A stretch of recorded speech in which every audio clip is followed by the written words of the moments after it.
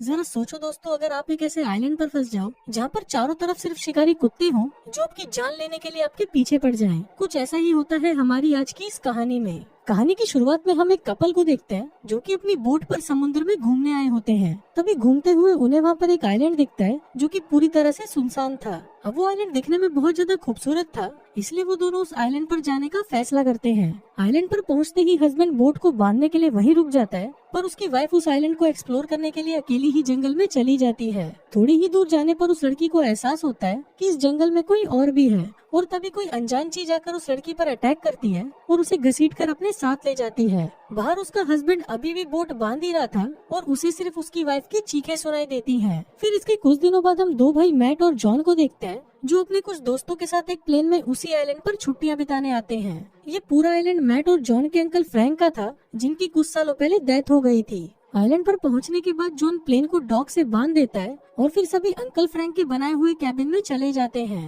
Cabin के अंदर पहुंचते ही मैट बिना टाइम वेस्ट करे सीधा अपनी गर्लफ्रेंड निकी के ऊपर टूट पड़ता है और उसके साथ वहीं पर इंटीमेट होने लगता है। दोस्तों, यहाँ पर मैं आपको बता दूं कि निकी पहले मैट के भाई जॉन की गर्लफ्रेंड थी, लेकिन वो जॉन के साथ खुश नहीं थी, इसलिए वो उसे छोड़कर मैट के पास चली गई। अगले दिन सभी पानी के अंदर काफी एंजॉय करते हैं और फिर कैबिन के बाहर बैठकर सभी सस्ते नशे करने लगते हैं। तभी वहाँ पर एक छोटा सा कुत्ते का पिल्ला आता है जो दिखने में काफी क्यूट लग रहा था। अब उसकी क्यूटनेस को देखकर सभी लोग पिघल जाते हैं और उस पिल्ले को अपने साथ कैबिन में ले जाते हैं। थोड़ी देर बाद सभी लोग मिलकर फिर से नशे करना शुरू कर देते हैं, जिससे परेशान होकर वो पिल्ला बाहर भाग जाता है। सारा और जॉन उसको ढूंढने के लिए बाहर आते हैं और देखते हैं कि वो पिल्ला एक जगह पर बैठा हुआ है। फिर सारा उस पिल्ले को उठाने के लिए जैसे ही उसके पास जाती है, तभी एक बड़ा सा शिकारी कुत्ता सारा पर हमला कर देता है और उसके पैरों पर काट लेता है। जॉन बहुत मुश्किल से उस कुत्ते को भगाता है और सारा को उठाकर कैबिन में ले आता है। वहाँ पर मैट सारा की पट्टी करता है और सभी इसे एक नॉर्मल सा हादसा समझकर टाल देते हैं। अगले दिन जॉन, मैट और नोआ जंगल में शिकार पर जाने का प्लान बनाते हैं।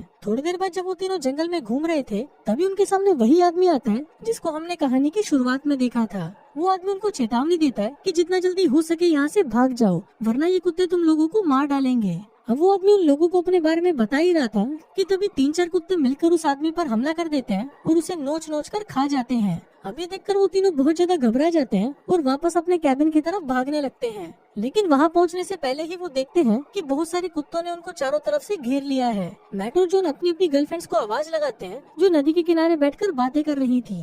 तभी वो दोनों भी उन कुत्तों को अपनी तरफ आता हुआ देख लेती है और वहाँ से भागने लगती हैं। फिर कैबिन के अंदर पहुंचने से पहले ही एक कुत्ता निकी के पैर को पकड़ लेता है और उसे खींचकर अपने साथ जंगल में ले जाने की कोशिश करता है। तभी वहाँ खड़ा जॉन निकी को बचाने के लिए अपने तीर से उस कुत्ते पर हमला करता है, पर जॉन का निशाना चूक जाता है और वो तीर सीधा जाकर निकी के पैर में घुस जाता है। फिर सभी लोग मिलकर निकी को कैबिन के अंदर लेकर आते हैं, जहाँ पर मैट उसके पैरों में से तीर निकालता है और उसकी पट्टी करता है। थोड़ी देर बाद मैट कैबिन का दरवाजा खोलकर देखता है कि सभी कुत्तों ने उनके कैबिन को चारों तरफ से घेर लिया है। अब उन सभी के पास और कोई ऑप्शन नहीं था, इसलिए वो लोग उस आइलैंड को छोड़ने का फैसला करते हैं। फिर वो सभी अपना सामान पैक करके वहाँ से निकल ही रहे थे कि तभी वो देखते हैं कि उन कुत्तों ने उनके प्लेन की रस्सी काट दी है, जिस कारण वो प्लेन बहकर अब नदी के बीच पहुँच गया है। इसके बाद वो सभी लोग डॉक पर जाते हैं और फिर जॉन प्लेन को वापस लाने के लिए नदी में कूदकर उसके पास जाने की कोशिश करता है। जॉन जैसे ही उस प्लेन के पास पहुंचता है, वो देखता है कि उन कुत्तों में से कुछ कुत्ते उस प्लेन के ऊपर ही बैठे हुए हैं। फिर वो कुत्ते भी जॉन को देख लेते हैं और उसे मारने के लिए उसके पीछे आने लगते हैं। जॉन किसी तरह तेजी से तैरता हुआ नदी से बाहर निकल जाता है और फिर वो सभी अपनी जान बचाने के लिए वापस कैबिन के अंदर आ जाते हैं। थोड़ी देर बाद हम सारा को देखते हैं, जिसका बर्ताव कुत्ते की काटने की वजह से बदलने लगा था।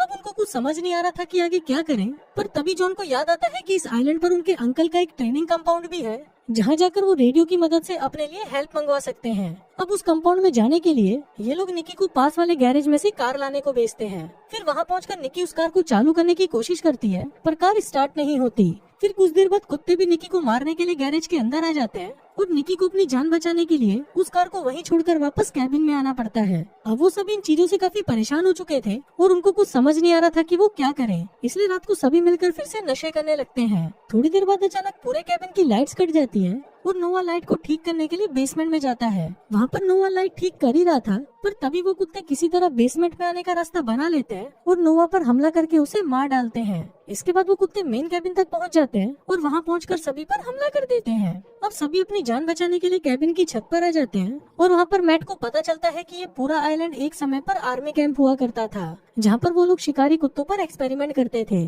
पर कुछ प्रॉब्लम्स के चलते एक्सपेरिमेंट फेल हो गया और पूरे आइलैंड के कुत्ते खूंखार बन गए। अगले दिन मैट और जॉन फिर से कार को चालू करने के लिए गैरेज में जाते हैं और इस बार वो बहुत ही मुश्किल से पर कार को शुरू कर लेते हैं। फिर वो दोनों वापस सारा और निकी को लेने के लिए जाते हैं, पर रास्ते में कुत्ते फिर से उनके पीछे पड़ जाते हैं। वो दोनों बहुत ही मुश्किल से उनसे अपना पीछा छुड़ाते हैं और जब वो लोग कैबिन पर पहुंचते हैं तो निकी उनको बताती है कि सारा वापस जाने से मना कर रही है। निकी की बात सुनकर जॉन भागता हुआ सारा के पास जाता है और उसे मनाने की कोशिश करने लगता है। अब जॉन और सारा बात कर ही रहे थे कि तभी अचानक एक कुत्ता उनके रूम में आ जाता है। सारा जॉन को वहाँ से जाने के लिए कहती है और फिर वो खुद भागने की जगह उस कुत्ते से लड़ने लग जाती है और लड़ाई के दौरान वो खिड़की से नीचे गिरती है और मर जाती है। अब सिर्फ मैट, जॉन और निकी ही बचे थे जो कार में बैठकर कंपाउंड की तरफ निकल जाते हैं। फिर वहाँ पहुंचकर उन लोगों को पता चलता है कि सिग्नल भेजने वाला एंटीना पावर सप्लाई से डिस्कनेक्टेड है। फिर जॉन एंटीना को पावर सप्लाई देने के लिए एक टावर पर चढ़ने लगता है। दूसरी तरफ मैट सोचता है कि अगर ये कुत्ते यहाँ से बाहर जाना जानते हैं तो वापस अंदर आना भी जानते होंगे।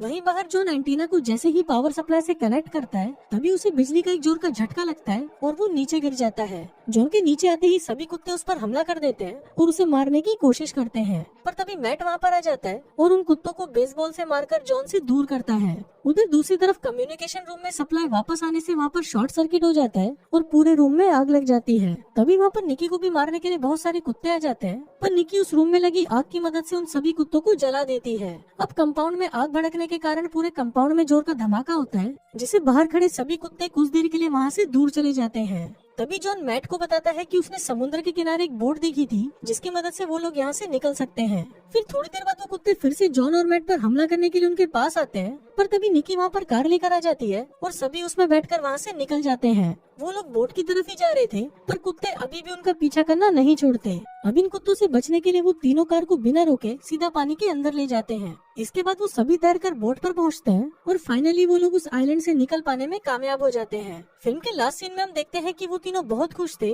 कि आखिरकार वो यहाँ से बाहर जा रहे हैं। लेकिन फिर जैसे ही जॉन बोट के कैबिन का गेट खोलता है तभी उसमें से कुत्ता बाहर निकलकर उन पर हमला कर देता है और इसी के साथ ही ये कहानी यहीं खत्म हो जाती है।